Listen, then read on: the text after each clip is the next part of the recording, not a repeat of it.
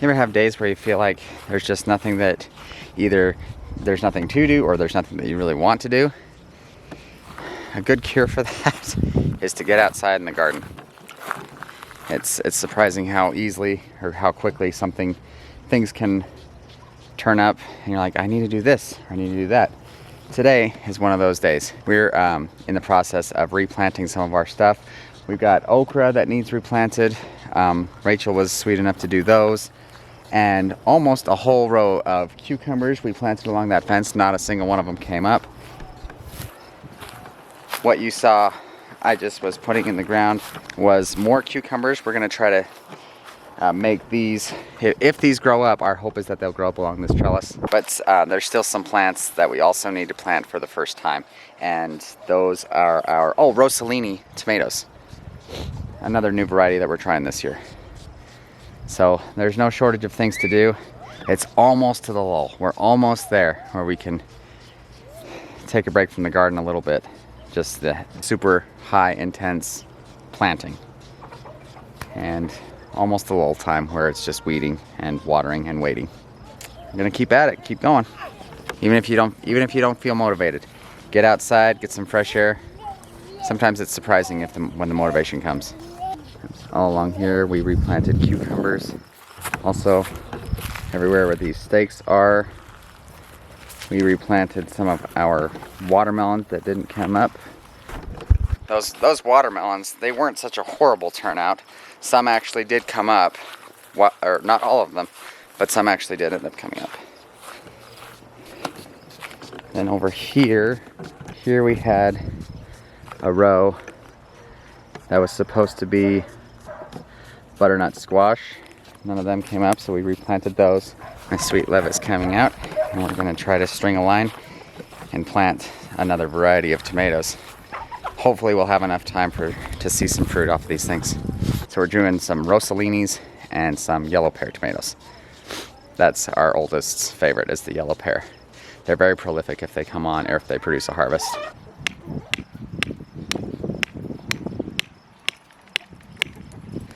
But right now we're stringing a line, trying to make these things straight.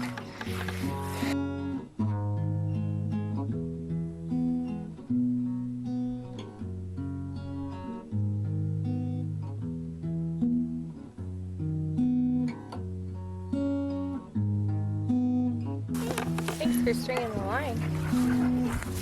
No worries, thanks for uncovering. How's the cover here? A little bit easier to get past? It's still wet, which is surprising because I haven't watered this for Is that a few under days. the mulch that I'm smelling? I think so. That's what I mean. I think I was over-watering. It's always a trick to figure out when to know when to water. I mean, it's been in the 90s, very windy, but with this ground cover, it's like we don't have to water every other day like I'm used to. Would have known, right? Where there's no ground cover or little ground cover, I'm watering Monday, Wednesday, Friday. But over here, I think I'm gonna have to water less.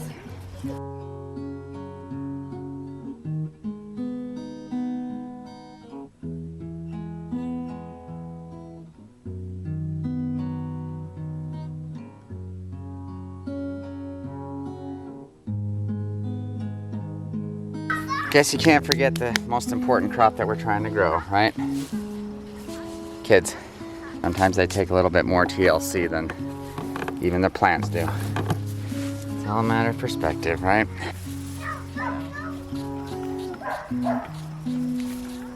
Gardening with small children can be hard. It really can be.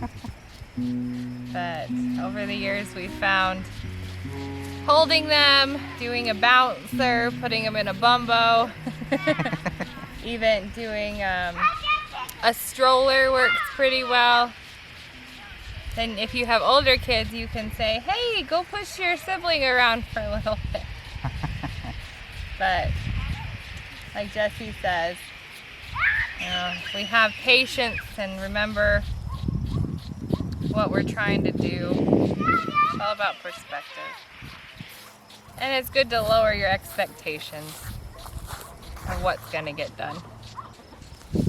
And remember, what the whole reason we're doing a garden, it's for food, but it's also for the benefit of working in the garden, you know, connecting with the soil a little bit without sounding too mystical about it. You know, this is where the Creator put us in the first place. I think He wanted us to be here a lot of the time. So we're here trying to plant things, and the whole point of it is to, yeah, grow our own food, but also to lead by example for our kids out there. You know, teach them the value of hard work, the value of getting out in the garden where you can get your hands dirty and planting. When you got kids, things will take longer. The stuff that the goals that you set for yourself, more often than not, you won't meet. You won't get as much done as you intend to. It does take longer, but that's when you just got to remember the whole point of it all. And it's for the kids. It's for the next generation. It's a lot less stress if you allow yourself to lower your expectations, and things will get done. If not in the same time frame. Not saying we always remember it. You know, we get frustrated. We want things done in a timely fashion. So we're saying this for our benefit as well. We can just remember it in those moments that it seems like everything is going wrong.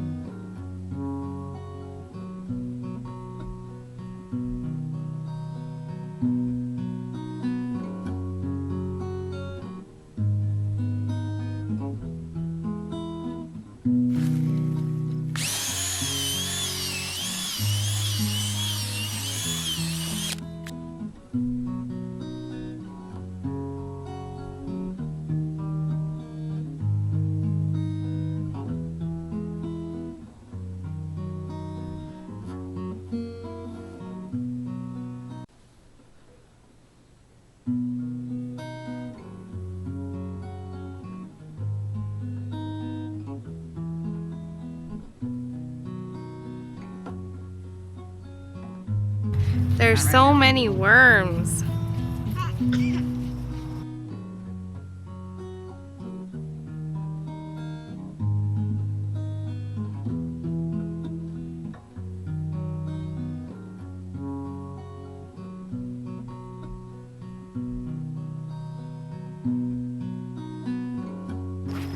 On to the yellow pears.